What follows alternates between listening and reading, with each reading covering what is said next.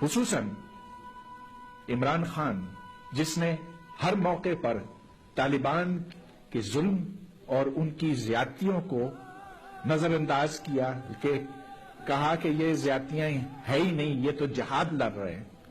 جب سوات میں یہ ہوا تھا 2008 میں اور 2009 میں، جب وہاں خون کی ندیاں بہہ رہی تھیں، تو عمران خان نے اس وقت یہ کہا تھا کہ یہ تو ایک سپر پاور کے خلاف جہاد لڑ رہے ہیں۔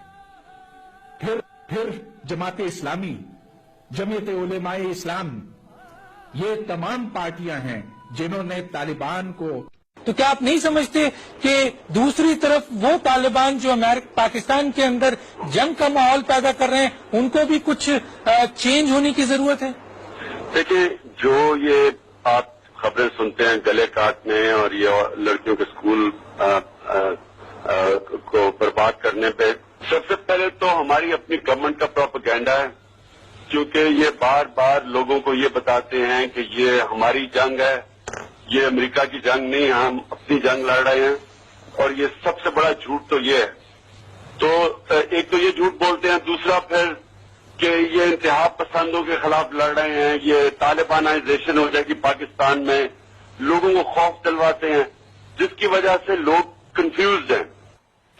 سوات میں حالات بدستور خراب ہیں اور ان علاقوں میں گرلز اسکولز کو خاص طور پر نشانہ بنایا جا رہا ہے۔ تفصیلات بتا رہے ہیں شہزاد عالم اس رپورٹ میں۔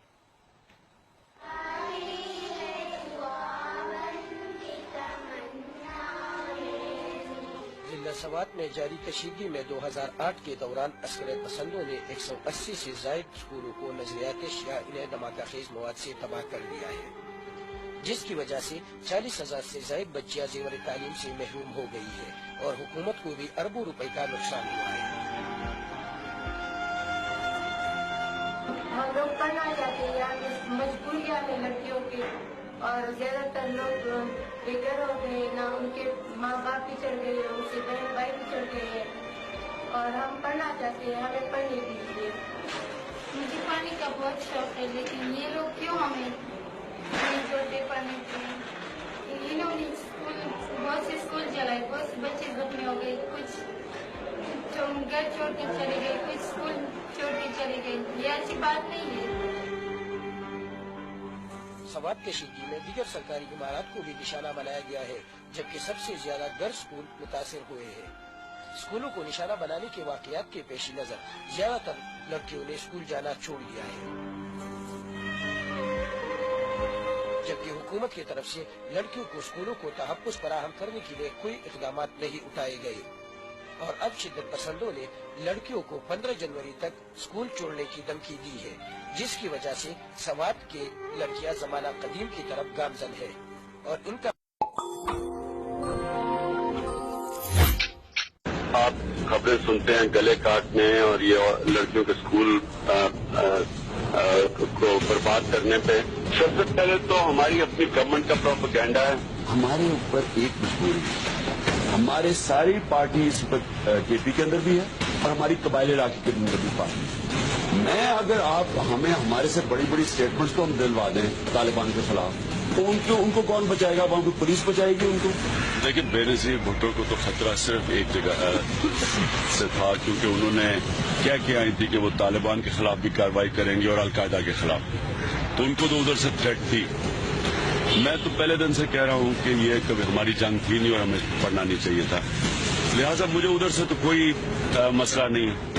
لوگوں کو تاثر کیا گیا تو ملک میں سارے طالبان آ جائیں گے، طالبانائزیشن ہو جائے گی، برقعے پہنا دیں گے، یہ ڈرایا جا رہا ہے لوگوں کو۔ اب ہمیں پتہ چل گیا ہے کہ جو اصل لڑنے والے ہیں وہ لڑنا نہیں چاہتے، وہ امن چاہتے ہیں۔ عمران خان طالبان کے خان ہے اور کوئی نظریہ آنا چاہتا ہے، کوئی وہ شریعت نافذ نہیں کرنا چاہتے بندوق کی نوک پہ، وہ تو صرف امریکہ کی جنگ سے نکلنا چاہتے ہیں، جو میں 10 سال سے کہہ رہا ہوں۔ ہمارا 1,40,000 فوجی اس وقت قبائلی علاقے میں اپنے لوگوں سے لڑ رہا ہے۔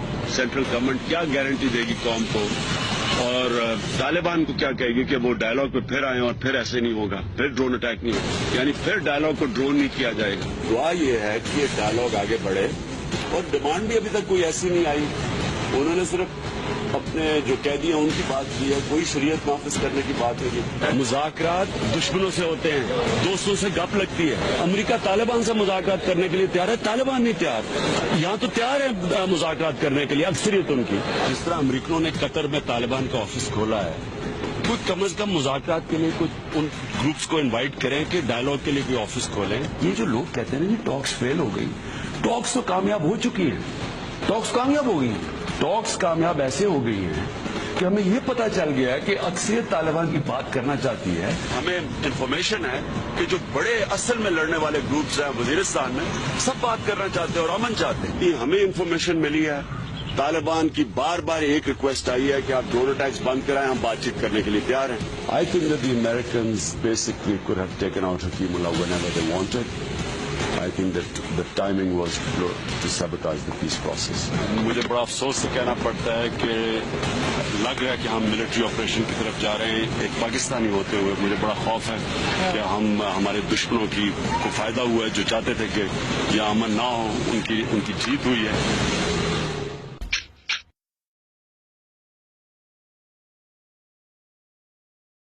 میں تم لوگ کے ساتھ ہوں، میرے تو کیسے ہمارے ساتھ ہو؟ ہمارے بچوں، ہمارے دلوں میں چھریاں چل رہی ہیں، ہم بیچارے تڑپ رہے ہیں بچوں کے لیے، اور تم نے شادی کر لی تھے رات سے. ہاں جا کے میں اس کو گریبان سے پکڑا، میں نے اسے کہا خدا کے لیے ہمارے بچوں کا ساتھ تو دو نا. کیا یہ تمہیں اپنی خوشیاں زیادہ دی تھی؟ ہم کس حالت میں تمہیں پتا ہے؟ اتنے دنوں بعد تمہیں خیال آیا کہ تمہیں اسکول آنا چاہیے. جو میاش پس عمران خان دوست کرا یاد، ایک مہینے بعد عمران خان کو یاد آیا کیونکہ وہ مصروف تھا نا اپنی شادی کے معاملے میں. ٹھیک ہے نا، اپنی شادی کے معاملے میں وہ مصروف تھا. اس کو ابھی یاد آیا کہ پشاور میں بھی کوئی ثانیہ ہوا ہے. ایک مہینے بعد وہ ادھر آیا. ہمیں کسی کی ضرورت نہیں ہے، نہ عمران خان کی ضرورت ہے، نہ نواز شریف کی ضرورت ہے. اور ہمیں اپنے شہداء کا حساب لینا ہے، چاہے ہماری جان بھی چلی جائے، ہمیں پرواہ نہیں ہے.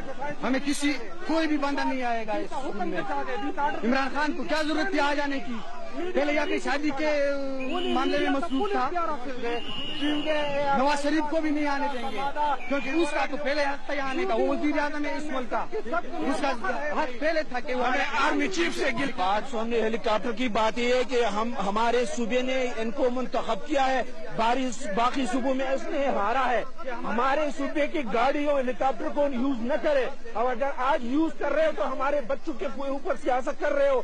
آپ کو شرم آنا چاہیے کہ آپ ایک مہینے بعد ہمارے لیے آ رہے ہو. سب لیڈر آ گئے، تم نہیں آگے، مطلب صبح آپ کا ہے. مجھے شرم آ رہی ہے کہ میں نے ان کے گھر کو ووٹ دیا، مجھے بہت شرم آ رہی ہے، مجھے افسوس ہو رہا ہے کہ میں نے ان کو ووٹ دیا. ایک بات کے قطاروں کو زمین فرش ہوگا ہم نے ووٹ دیے. بچوں کا عمران خان اور ساتھ جتنی بھی ایسے سیاستدان ہے جو قوم کے غدار ہیں، یہ میڈیا بھی ذرا ان کو دکھائی دی کہ ہم ان کو اپنا احتجاج پہنچانے کے لیے یہاں پہ پرامن طریقے سے جمع ہوئے.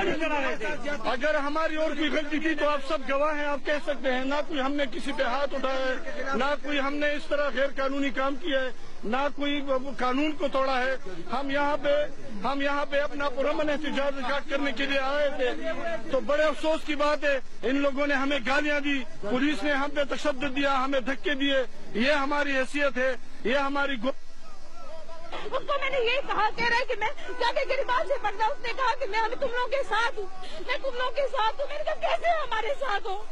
ہمارے بچوں، ہمارے دلوں میں چھریاں چل رہی ہیں، ہم بیچارے تڑپ رہے ہیں بچوں کے لیے، اور تم نے شادی کر لی تھے رات سے.